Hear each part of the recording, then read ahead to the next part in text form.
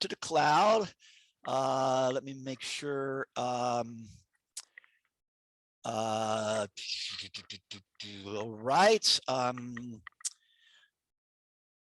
Okay, let's all right, everybody, let's turn on our cameras and get the show on the road. Come on, come on. I know some of you don't have cameras that are functioning, but we want to get rocking and rolling because our guest will be here for 50 minutes, and we have a treat in store.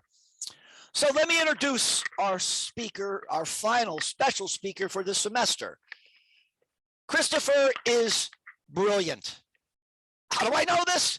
I've read these many books. I bought Play Bigger before he became the category pirate, and with his merry band of category pirates. We're going to talk about that. So the way this is going to work is I'm going to do I'm going to do it as an internet interview format. I'm going to ask Chris, is it okay I say Chris or keep Christopher? I am not that donkey, so you call me whatever you like. Okay. All right. So I'm going to open it up by asking some questions. And at the very end, we're going to ask you for your questions. You put them in the chat box. And there's a special offer at the end. So without further ado, let's get rocking and rolling. So, Chris, I know this. When you were 18, you were thrown out of school and became an entrepreneur. Tell us a little bit about, first of all, what happened there, and then your progression as an entrepreneur. I think you know, was it 3 or 4 companies afterwards? Talk a little bit about how that path started and how that success happened. Sure. Well, first of all, thank you for having me, Professor Tom, and it is an absolute pleasure for me to be with all of you. So to answer your question, school got tougher and tougher for me over time. And by the time I was 18, it turns out if you get enough D's and F's, they tell you to get out.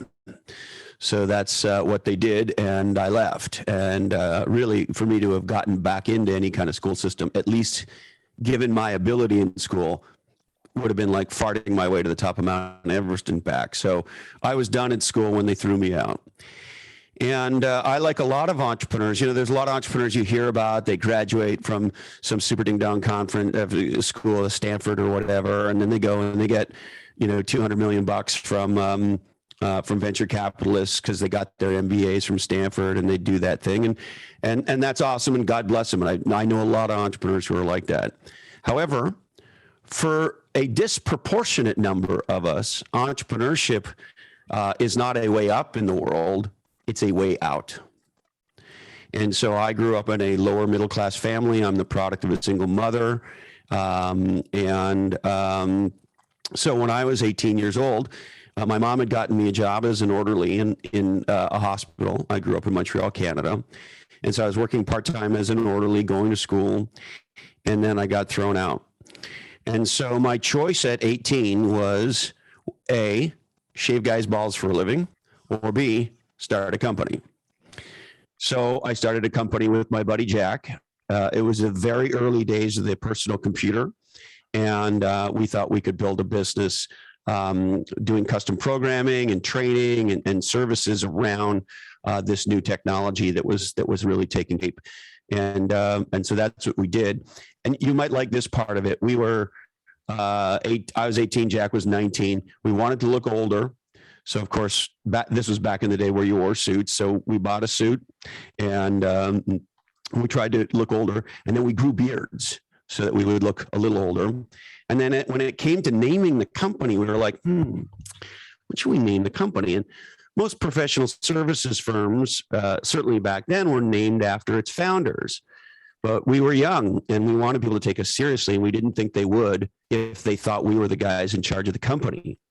So we made up a guy, and we named the company, because we were in Montreal, we pronounced it in French, Roger Pierce et Associés. So Roger Pierce et Associés. And everybody thought we were like young hot shit partners at this firm, and that there was some 55-year-old guy named Roger Pierce who was actually in charge. And that's how I got started. Awesome. And what business were you in? We were in the computer development, PC development and training business back when the PC was a brand new thing. Okay. And then what business did you transition into next? Well, so we had an extraordinary start at Roger Pierce. We found ourselves doing business with major banks and corporations and government agencies and so forth. But like a lot of young people, we didn't know anything. We had no money, no experience, no relationships, no nothing. And so the business actually took off, but we didn't know how to scale it. So we actually, we wrapped the Mustang around the lamppost and had to shut down. And we took our debt, split it in half, and I took half of it, and Jack took half of it, and over a couple year period, paid that off. And then in my case, I went and joined a new startup. There's an interesting lesson here, because by the end of Roger Pierce, even though we failed, one of the things that we had was a great reputation. And we had built many relationships with much older people in business. And one of them was a software company. And one of the things that Jack and I did as we were shutting down Roger Pierce is we called all of our key customers and partners, and we had to have the fun conversation of, sorry, but we're shutting down the business. So I called this guy, his name was Bill Walker. And I said, hey, Bill, you know, we effed this thing up, and unfortunately, we're going to have to wind it down. And he said, okay, that's terrible. He said, what are you going to do? And I said, honestly, I really don't know. I was 21 years old at the time. I had just gotten married. And he said, well, look, I'm starting a new software distribution company. I'm going to Florida for a week vacation. Don't take a job until I get back, because I think I want you to help me start this company. The reality is I didn't have very many other prospects, a few, but that was the most interesting to me, because I had already grown to have a massive love of startups in the software and technology industry. And so I ended up joining that company as its first head of sales and marketing. And we actually built a very successful business there. So that was the second one. All right. And then did you continue on being an entrepreneur? I'm trying to get to where Category Pirates Play Bigger, how that came about, because that's really where I found. I'll give you the short story. So yeah, started a couple companies after that. One of them in Toronto, which I sold to a Silicon Valley-based software company when I was 27 years old. And so at 27 years old, I'd sold my company, moved from Toronto to Silicon Valley, and I was the head of marketing for a $100 million publicly traded software company called Vantive. After that, I did two other tours of duty as a public company chief marketing officer. And then in 2006, I hung up my gloves as a CMO and took some time off, because I started a company at 18. I never did any of the fun young people things. So I just did it when I was 38. And doing the fun young people thing when you have a bunch of money is really fun, because you can like go to Europe and stay at the graded places and do whatever. Anyway, so I did that for a few years. And then I did some consulting, started a small consulting company called Play Bigger. And we were doing category design consulting. Category design has been something I've been obsessed with since long before we called it category design. And after about 5 years of that, we were urged by a dear friend named Peggy Burke, who ran the greatest brand design agency in Silicon Valley at the time, called 1185 Design. She said, you have to write a book, Christopher, you have to write a book. And so we wrote Play Bigger. After that book came out, which is 5.5 years ago now, I retired from Play Bigger, the company that I helped found. My partners continue to run that business. It's hugely successful. Every once in a while, we do a little bit together. I love them dearly. But I decided I didn't really want to be a full-time advisor consultant guy anymore. And I actually started to do a lot more podcasting. And I thought when Play Bigger came out, it would be my first and only book. Boy, was I ever wrong.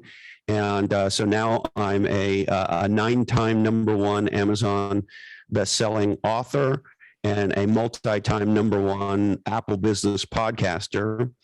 And during all of that, I met these two legendary guys. One of them's name is Eddie Yoon, and he's the category guru. I knew Eddie. He's the branding guy. He was famous. So yeah, I knew Eddie. I knew who he was. And then I met a guy at the time who was in his mid to later 20s, named Nicholas Cole. He goes by Cole. And Cole is the category king of how to build an online writing business. He runs today the largest how to be a digital writer training program in the world. It's called Ship 30 for 30. The new one actually starts today. He does, I think they're 6 weeks long. Anyway, there's a new one starting today, and I think there's about 1,700 people in his class. And so both guys, unbelievable. And then I decided I wanted to write my third book. And I was thinking, these two guys would be great to do it with. We started to work on that book, got fairly far along. And one of the reasons I got thrown out of school, I found out later when I was 21, is I have 4 or 5 different, what we call learning differences today: ADHD, dyscalculia, dyslexia. I put them all together and I just call it dysfucklia. And so the ADHD kid in me, as we were working on what would have been my third book, was just like, I want to get this out in the world. I don't want to wait to finish the manuscript and then to give it to a publisher and let the publisher take a year. And like, this is ridiculous. So a little over a year ago, we started a Substack called Category Pirates. And today we are in the top 0.5% of all paid business newsletters in the world. And at least last time I checked, we were the number 5 paid business newsletter on Substack. And then as we were writing Category Pirates, we started to assemble newsletters into books. And so now we published probably, 30-ish books on Amazon that are derivatives of Category Pirates. And so today I spend most of my time writing and podcasting. I still do a little advising. Category Pirates does a little bit of work with companies. I've taken on a couple new companies in the last month, actually, much to my surprise. But for the most part, I'm trying to spread category design around the world through writing and podcasting. And the pirates the community continues to grow. Now, I want to go back. You're a CMO, a couple places. So how did you see category as the path? I mean, what were you thinking? Because you clearly said you thought about this way before you actually expressed it in words. Yes. So one of the things I started to notice when I was a very, very young man, in my late teens, early 20s, so around where you guys are today, was I started to get fascinated with why companies succeeded and why they failed, particularly early stage startup companies. And one of the things I noticed was that there came a point in every company's life where they had an epic battle for who was going to be the leader. Subsequently, we've done a lot of research on that. We know roughly how many years into it that it happens, and we know that the epic category battle takes place roughly over a 18 to 24 month period. So there comes a point, roughly 3 to 5 years into the development of a category where there's a whole bunch of players that emerge in it. And the one company that's able to pull it off pulls ahead of everybody else and wins. And so I started to notice that pattern very, very early. And the specialty that I started to develop for myself was, I said, other than the starting of the company, that's probably the most important thing that a company does, is it's got to win that battle. Because if you don't win that battle, it's gone. The answer is I have 3 Les Pauls and 1 ES-37, which is right here. I have a white custom one, which I can grab you in a sec if you want to see it. It's a beauty. We have a guitar player in the crowd. Yeah, well, I make a noise on guitar, so I don't know that I really call myself a player, but I sure think they're beautiful. Anyway, so as my marketing career was building, the specialty that I developed, the niche that I decided to target was, there's a lot of marketing leaders, there's a lot of marketing executives, there are a lot of people who can keep the trains running on time and do brand and do demand and do all these product management and marketing and so forth and so on, sort of the key basics. And I'm in no way being pejorative about those things. Those things are all critically important, and people who are leaders in those areas are highly, highly sought after and highly valuable. That said, the truth is, guys, at my core, I'm a warrior. And what attracted me was that 18 to 24 month battle for who is going to be the category queen. And so I developed myself to be a marketing leader who specialized in winning that battle. And that allowed me to put into principle a lot of the things, or into practice a lot of the things that I learned early as an entrepreneur. And I got more focused on it, and I learned and I learned and I failed and I learned and I failed and I learned, to the point where I got to a place in my career where when a CEO might be interviewing me or talking to me about coming on board to be their head of marketing, they would talk about what they wanted and so forth and so on. And I'd say to them, well, that sounds all great, but I think I should wish you good luck with your search. I don't think I'm your guy. And they'd say, what? I said, well, it looks like you're looking for just a very good marketing leader to kind of, run the basics and so forth and so on. And that's important, but that's not what I specialize in. So, good luck. And then whenever you pull yourself out of a situation like that, it freaks people out a little bit, because they're like, well, why isn't this guy begging me for a job like every other idiot I talk to, right? And then they ask the obvious question, which is, well, then what do you do? And I would say, well, I'm an expert in category design and how to win the 18 to 24-month epic category battle for who earns all of the economics in any given market category. I specialize in winning that battle. But it doesn't sound like that's what you're looking for, so good luck. And then they go, whoa, whoa, whoa, whoa, whoa. And ultimately, that's how I differentiated myself as a marketing leader, which was as a category designer. I was declarative that this is what I cared about. This is what I thought mattered. This is what was missing in marketing. This is what most marketing people did not understand. And this, particularly because of my entrepreneurial background, was my specialty. And so really for the last 25 years, I've been working on studying, practicing this whole idea of category design, which I believe is the most powerful underground skill in all of business. Well, it's good that you came this week, because after the students return from break, we're going to talk about brands and branding. So let's get into the brand lie that you just published a book, Alpon, recently. And if you could give some examples, because then I want to move on to the product lie, because these are the things that my students, they deal with companies that spout these things. So let's talk about how category management addresses brand lies and product lies, so they get a sense of what this is in real life, companies, real world examples. Awesome. So what most people get taught about marketing is over 90% bullshit. And I'll tell you why. When most people say marketing, there is an undeclared, undiscussed, undialogued, unthought about context or reality that they assume, that nobody ever even thinks about. And that is to say, they assume the market. That is to say, when people say marketing, what they mean is, we are going to develop a better product than the bad guys, and we are going to build a brand, and we are going to fight for market share, and we are going to capture demand. And because we build a better brand and we have a better product, we will win this battle for demand in an existing market category. Now, nobody ever says those words. As a matter of fact, nobody ever even thinks about it. They just assume it. They assume it in the way fish assumes water. And so in category design, one of our mantras is thinking about thinking is the most important kind of thinking. And part of how you become a legendary thinker, in our opinion, is whenever there's an existing premise, like the one I just shared with you, marketing equals fight for demand, build a better product, build a better brand. Okay, that's the existing premise. In category design, we reject the premise. We start by saying, maybe not. Now, then we have a rigorous conversation, and we do research and we do thinking around, is this the case?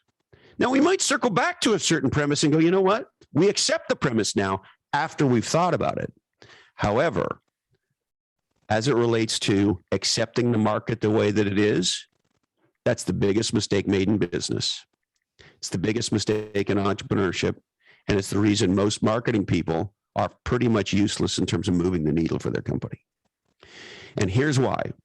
Because they accept that premise, another thing that they accept And if you read today's Wall Street Journal, you'll see the Wall Street Journal doesn't understand the first thing about business, which is most people talk about the market the way they talk about the weather.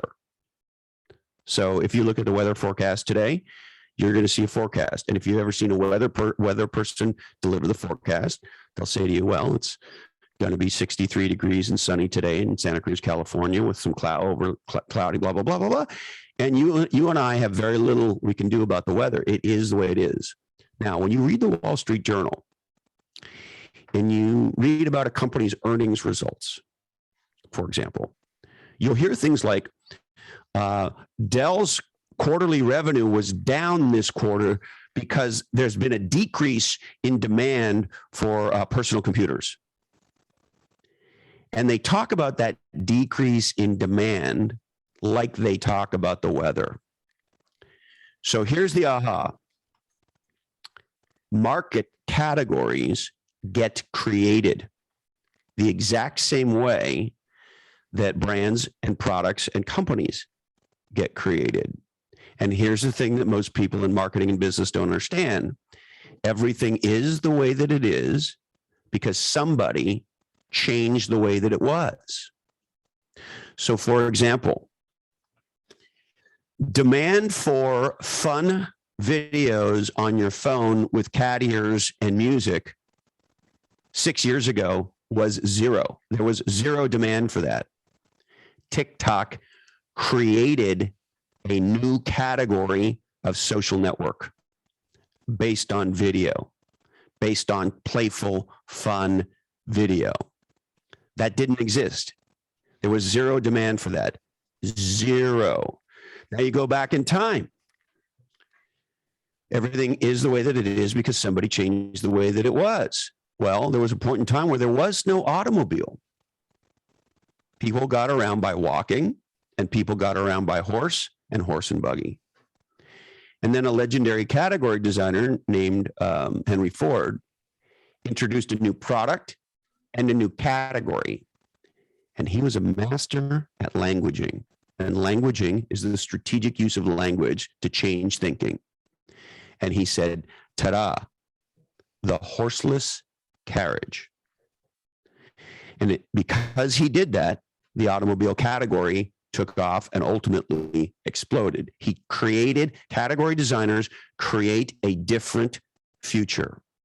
And this is the thing that most people don't understand in business. They look to capitalize on trends, and they look to minimize the impact of headwinds and maximize tailwinds. Now, is that smart? Sure, it's smart. We want to be very cognizant of the economy and the adjacencies around our category and so forth. Right now, the world is in crisis. That's going to affect every category because of the inhumane actions of the Russians in the Ukraine. So being aware of the externalities, of course, is important. However, there was zero demand for the cloud in 1999. There was zero demand for the smartphone before Steve Jobs launched the iPhone. Zero. Last week, does anybody know what a Lomi is by chance? The compactor? Okay, I see Hannah nodding her head. Last week, Eddie and I, Eddie's an advisor to the Lomi guys. And Eddie and I had an amazing conversation with them. And what these folks have built is a product that is sort of the size of a big toaster. And you put it on your kitchen, and any waste you put in the Lomi. And it turns it into the most fertile dirt you could possibly imagine. And it's a truly, truly breakthrough product. And so Lomi, by way of example, has an opportunity to create a whole new category. And their vision is a world without waste. And if they're successful, everybody will have a Lomi in their kitchen, and we'll have a breakthrough in the production of highly effective, highly nutrient dense dirt. And so Lomi is trying to change the future. And that's what legendary marketers do. And that's why category design is the greatest skill in business, because it's one thing to compete for existing demand, but if you're the person who can create the demand and move the world from one way to a new way, that is the greatest power in business. And that's what Henry Ford did. That's what Sarah Blakely did with Spanx. And that's what the Lomi folks are doing right now. And that's why category design is the most powerful skill in business. It's not about competing with somebody. It's about creating a new thing and then being the leader in that thing. Now, needless to say, I see it myself on LinkedIn, people giving you a hard time, and that's baloney. You can't create categories. That's impossible. And I see your response. Okay, thanks. You keep thinking that, fool.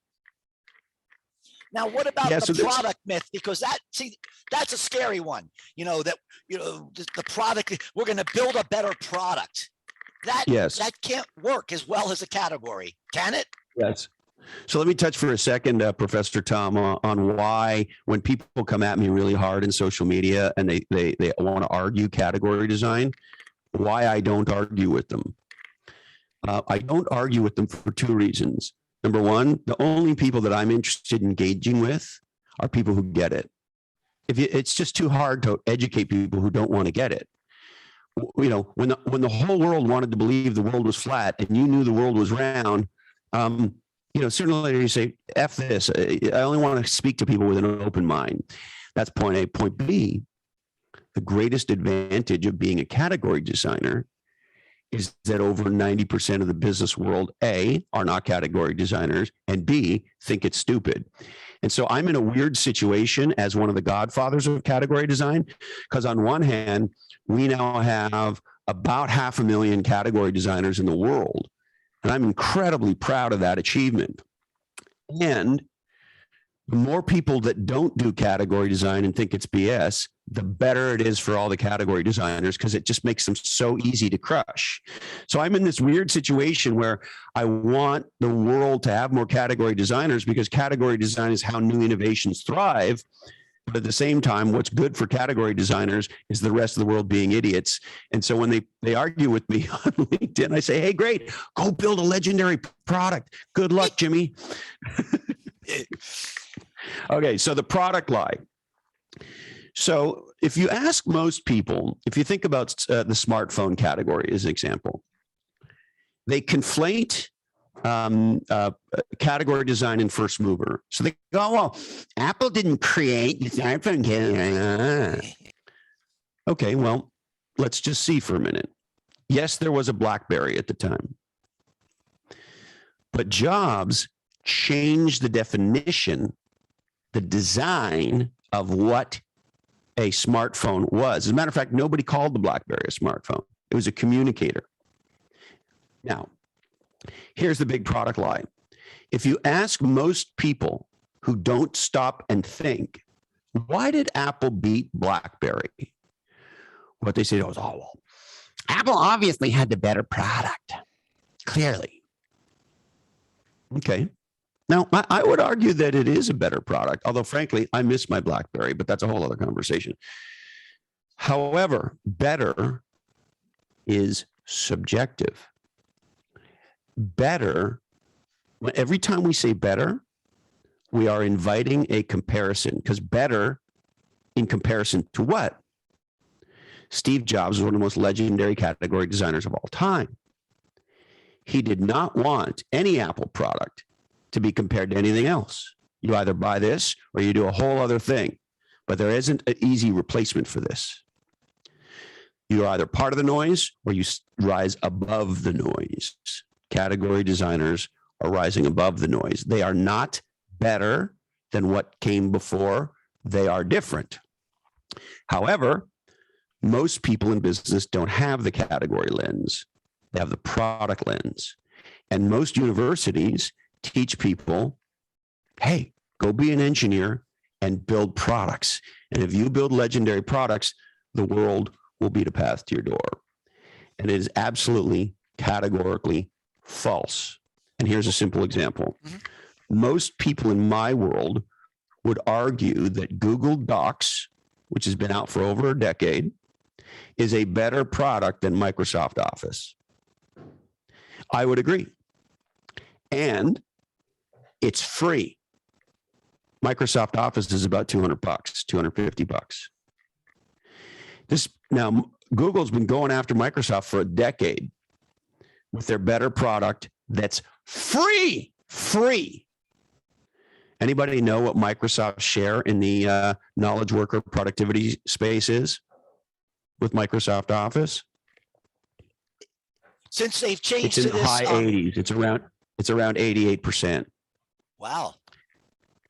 And so what that proves beyond a shadow of a doubt is what makes categories is when somebody identifies a new and different problem, gets the world to accept that new and different problem, and therefore they want the solution to that problem. The mistake Google has made is Google to this day, if you ask the Google founder, why is Google Google? They'd say, it's the algorithm. Rah! Our technology was so superior.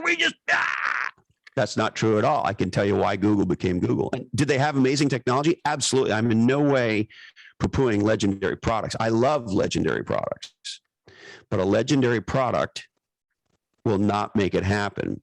And Google versus Microsoft is a great example of that. Until somebody changes the perception of the problem, which therefore creates a need for a new and different solution. If there's an existing solution to an understood existing problem, and you attack that existing problem and that existing solution, nobody buys it. And so Google Docs has no market share because they think they have what's called the product lens. They view the world through the perspective of it's the product. And all we have to do is show our new product against their product. And when people do the compare, we win. That's the opposite of what happens. And that, in a nutshell, is the big product lie. And so Apple did not have a better product than BlackBerry. That's not what happened. What happened is Steve Jobs purposely, he used the words, introduced a new category of device. Now, I'm going to ask one final question before I open it up to the class. What advice would you give to graduating marketing seniors as they go out into the work world with this great knowledge of category creation, and how should they approach their careers having this special power in their minds? Great question. Well, first you have to have the aha yourself. Once you develop the category lens, you see them everywhere. As a matter of fact, if you're like me, you're hunted by it because you just see new categories everywhere, and you see categories colliding and so forth and so on. So first one is, if you want to do, so category design ultimately is about doing the exponential versus the incremental. And most people in business and in life, for that matter, make an unconscious decision to work on the incremental. Now, I'm not poo-pooing the incremental. If you get incrementally better in something over time, that's a great thing. And there are many products that are made incrementally better that's a real benefit.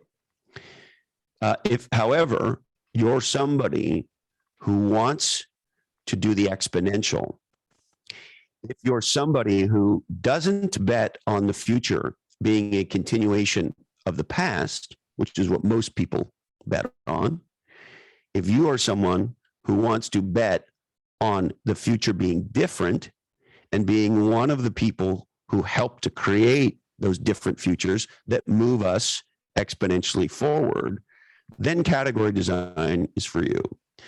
So if you have that aha, you begin to educate yourself about this, you see, at least in my opinion, how incredibly exciting it is to live in this world, because all I ever do is talk to people who are creating different futures. And it's a very exciting way to live one's life, I'll tell you that. And as a side note, the people who create different futures are the people who make the most money. Yeah. Okay, so by like a lot, okay? There's a very big difference between Elon Musk and the CEO of IBM. Okay, so if you want to get into this, educate yourself in this world. And then as you go start to potential employers, ask them some questions. Like, Do you folks have a category design strategy? If you do, what is it? If you don't, why not? Here's another aha. For my first book, Play Bigger, we did a bunch of data science research. It was peer reviewed and published in the Harvard Business Review, which I can tell you, as somebody who's been published in every major business publication in the English language, that's the tough one. Because if you want to present data in the HBR, get ready for a proctology exam. Anyway, they published an article based on our research that shows that in the technology industry, in category after category after category, one company earns 2/3 of the economics. 76% of the total value created in a category goes to the category queen or king. So when you're talking to a potential employer, and you say, well, what's your category design strategy? If they don't have one, if you want to be a little provocative, you'd say, well, so does that mean you've resigned yourself to competing for 24% of the economics? And if so, why? And so what you're doing with these sorts of questions is you're testing to see, do they understand the real way business works? Do they understand the way economics work, that you can create new value and the company that creates it is best positioned to own it? And if they don't understand that, you will go work at a company that does not matter. It may be a good company, it may be worth something, but if you look at, for example, some of the big tech companies today, Cisco, Dell, these kinds of companies, IBM, they don't matter. It's not that they aren't big, good companies, they are, but they are not creating a different future. And so they do a good job for their customers, but in terms of what's going to happen in the future, they do not matter. Tesla matters. Rivian matters. I tell you, a lot of companies in the tech space that matter. Lomi matters, because these are the people designing exponential different futures. And so when you meet with a company, what you're probing for as you ask them questions is, where's their mindset? Are they milking the past? Which is fine. By the way, if you become a category, Microsoft has been milking Microsoft Office for over 30 years, and they should keep doing it. If you're lucky enough to get to the top of the mountain, build a house there, right? No problem with that. However, if you're a person who wants to work on creating exponentially different futures, then going to work on being a product manager for Microsoft Office is not what you want to do. And so the kinds of questions to ask people in the interview process are, do they understand these things? And most importantly, are they looking to hire you to help them design and dominate a giant new category that will make a big difference? And if they are, then you get to be among the elite marketers in the world who move the world from one way to a new and different way, and therefore create the future.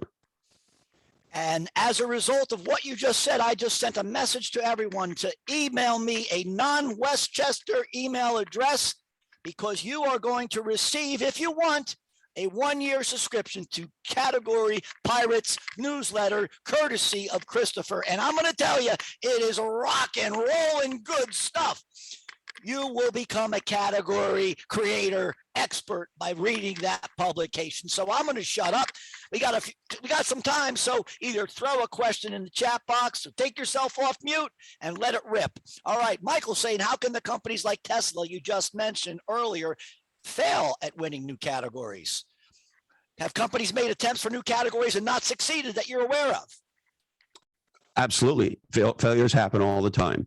So the short answer to your question, Michael, is Michael, yes? Michael is this concept we call prosecuting the magic triangle.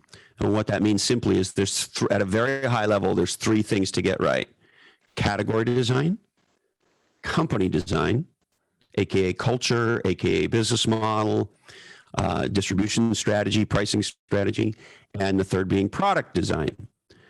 And so you've got to get all 3 right.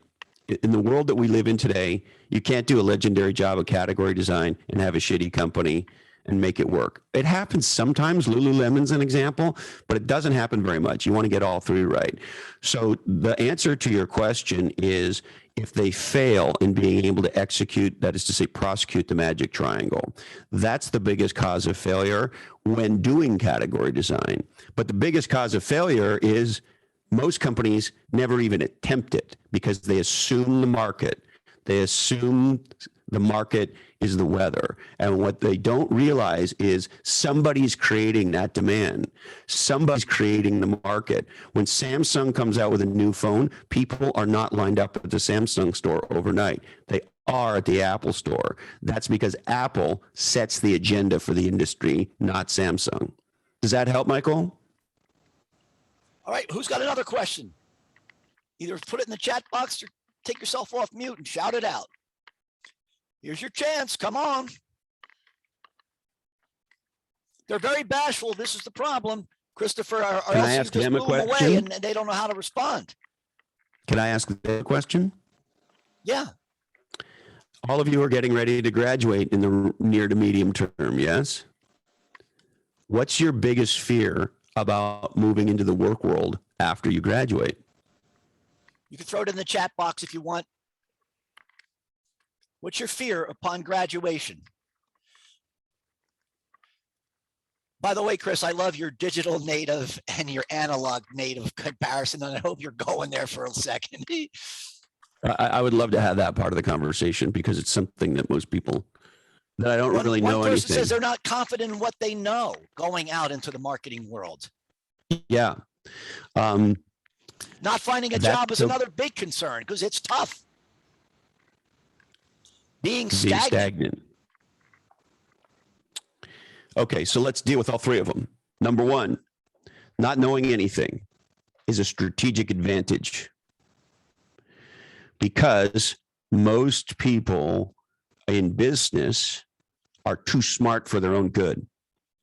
The people who create different futures are the people who are stupid enough to think it's possible.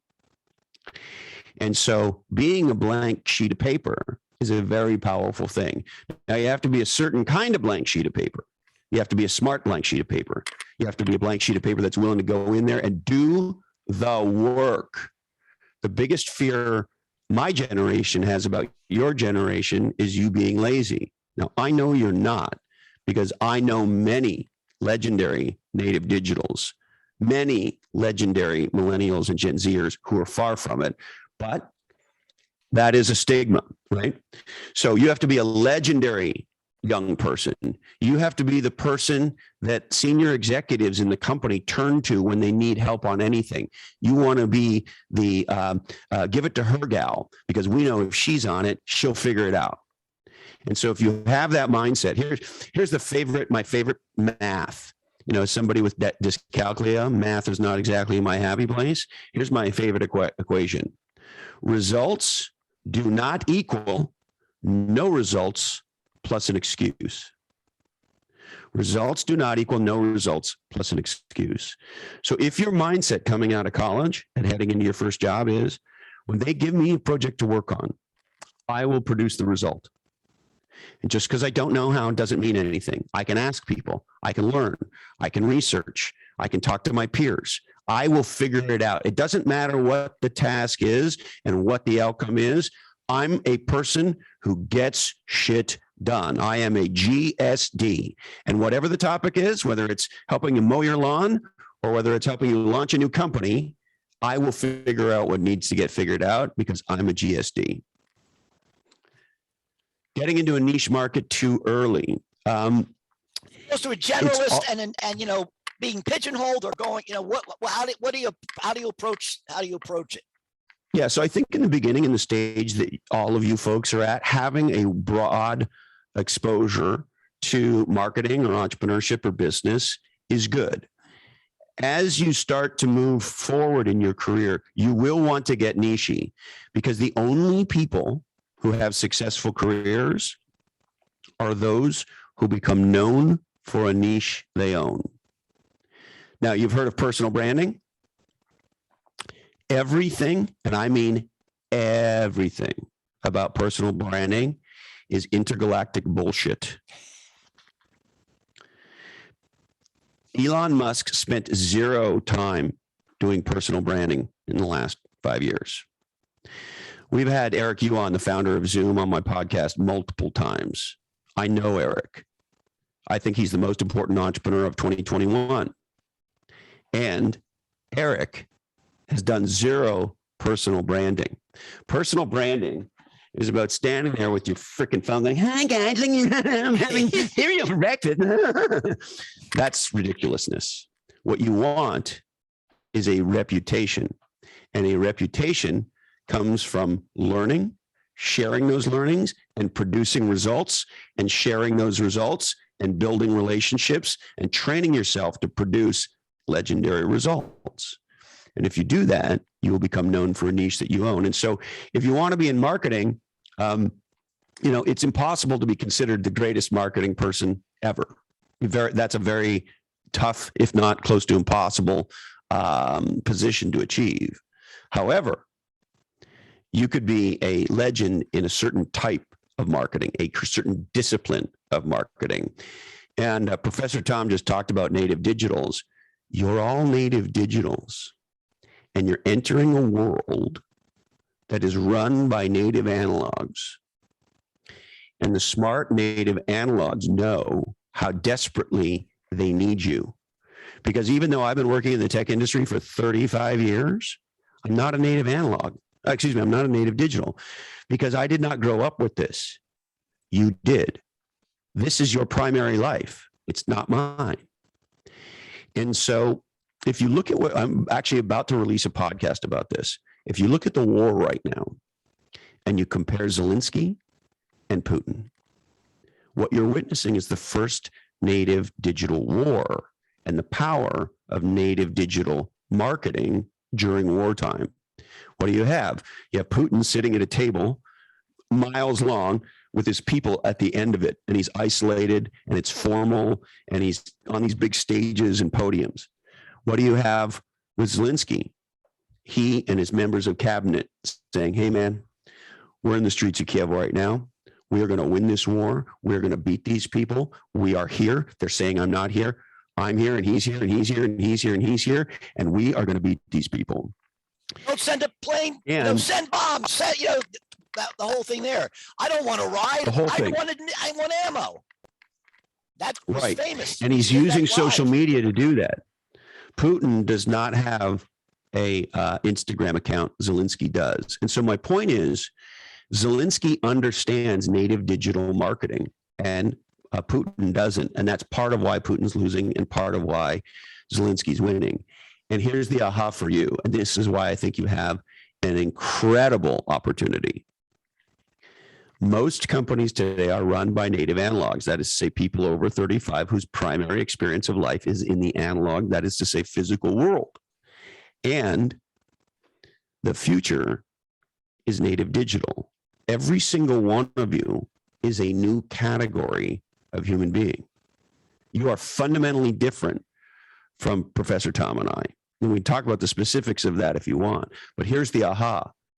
Legendary native digital marketers, if they go to work for savvy native analog leaders, are the most valuable people on the team, because they understand that in the United States of America today, we have 140 million native digitals, and we have about 138 million native analogs. And so when I talk to CEOs and executive teams, I explain to them when we're doing category design, are we doing category design for the past or the future? And if we're doing it for the future, we have to adopt a native digital lens. Said in a different way around brand, stupidest thing you could do is a Super Bowl ad. Why? Nobody watches that shit. Nobody watches advertising in the traditional sense. You have to meet native digitals where they are. As a matter of fact, there are psychologists today who say that adults who want relationships with younger people who don't learn how to meet them in the digital world, they'll never have those relationships. And so my point is this: you are the future. Your generation is the future. And the current generation in power that's smart understands that, and they don't know what to do about it. So from a marketing perspective, just bringing a native digital lens around how to communicate and collaborate with your generation to a major company, to a startup, to a legendary brand is a huge advantage if you learn how to use it. And I think that also could help address the question about from a student that was stuck online for a year, 3 semesters, feeling, somewhat unconfident, because she's been online so long, she feels she hasn't had the time to develop the necessary skills. So I think you kind of just talked about how, as a digital native, this has got to help. Yeah. As a matter of fact, you have legendary skills, particularly because you've been online for most of your college. So we just published a newsletter, and we also dropped it as an Amazon book. You'll have free access to it if you like, called 18 Ideas for 18-Year-Old Entrepreneurs to Build Their First Wildly Profitable Business. Here's what you do have. You have skills around consuming the native digital world. If you say, well, wait a minute, what if I'm not just a consumer of the native digital world anymore? What if I'm a contributor to it? So I'll give you a simple example. Most companies have no idea how to market with TikTok. Raise your hand if you have a TikTok account. Right. And you're a marketing student. And you're noticing what works on TikTok and what works and what doesn't. Yes? Even if you're not thinking about it that much because you're on the platform and you're a marketing student. So guess what? You could start right now going to small local brands, small local business. You walk in the front door in the analog world. I know it's weird, but and you could say, hi, do you want to learn how to start doing marketing of your small business on TikTok? And you could start doing that now. My nephew Fox, his name is Fox, F-O-X, and he's really freaking great looking too. So it's like an incredibly perfect thing. Anyway, he's a big time gamer and he's into all this stuff. And we have a small family farm, and we wanted to put new cameras up because we sell everything by the side of the road at a fruit stand. Well, I don't know how to set up Nest cameras and shit. Neither did Fox. Well, if you said to me, hey, go on YouTube and figure out how to set up these cameras, I'd rather you fucking hit me in the nuts with a hockey puck, right? Well, what does Fox do? He spends 20 minutes or less. He figures it out. He goes and he sets them up, and boom. And I said, hey, Foxy, that's a business. And so what I'm sharing with you is, it is a business.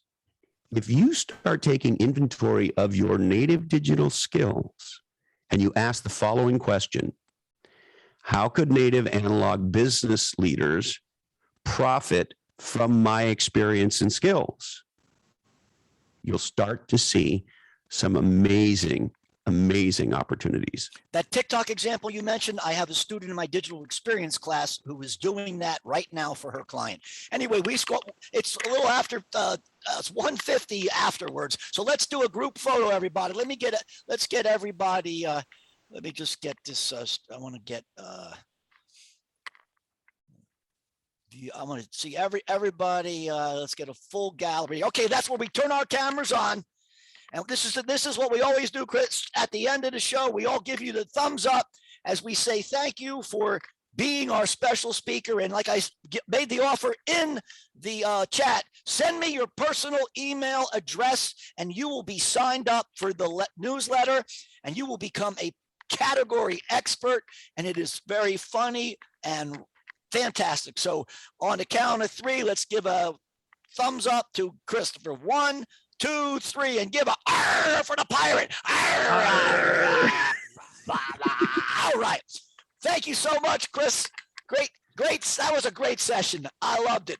Thanks so much for doing this. All right, everybody. We'll see you on Wednesday. Take care. Thank you. Thank you. That was awesome, Chris. Thank you, man. Thank you, brother. Thank you. I'm happy to come back and do this stuff anytime. All right, my friend. Thanks so much. As we all get a little older in life, one of my favorite expressions is, if you're lucky enough to make it to the top of a mountain, throw down a fucking rope. You're right. Right? There's nothing more important than what you're doing with